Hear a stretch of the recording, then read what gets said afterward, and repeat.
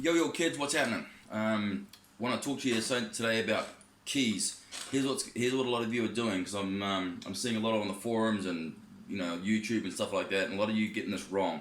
So I'm Jazz. I live in Auckland, New Zealand, and this is my car, 2002 Volvo C70.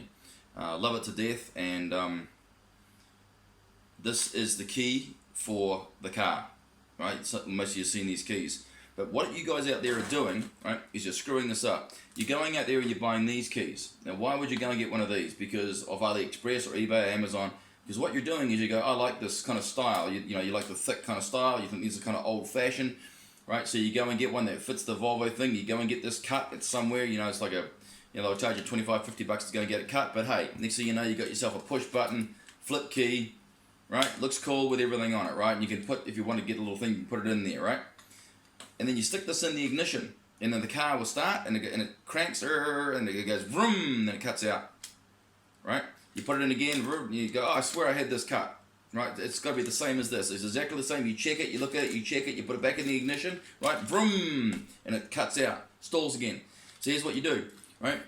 Then all you old guys, right, like me, you go, okay, it's got to be either compression, spark, or fuel. So you open up the hood, you check the fuel, you check the spark plugs, you pull it all out, you get your spark plugs out, you check your meters, you got all that, you go into the car, oh, I know what it is, it's a fuel pump, or it's got to be the fuel filter. So you go down there and you get a fuel filter and you dick around with all that, right?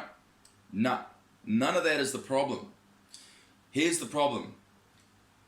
This is your old key, okay? And inside this key, right in here, right? Take a look at the photo. Is a chip. And that little chip in there is about as big as your fingernail. Then it's in there. And your ignition is RFID. And if you put, even though you've put this bit of the key, or this bit of the key in the ignition, this doesn't have the chip in it, this does. So you start the car, you put this key back in, you go, oh, I don't get it. You put your key back in, vroom, you start up the car. Oh, it's great, this is good, it's going great. You pull it out, you put this one back in, vroom, and it cuts out. No chip. Chip.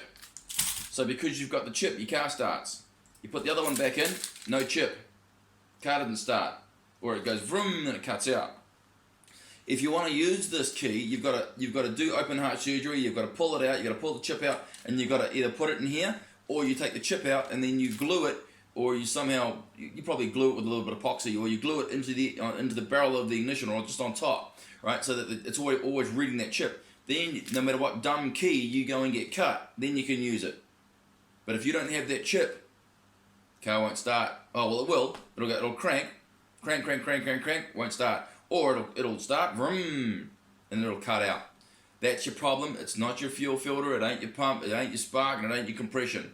It's your chip and your key, and you haven't switched it over to the new key, and therefore your immobilizer is cutting out your ignition.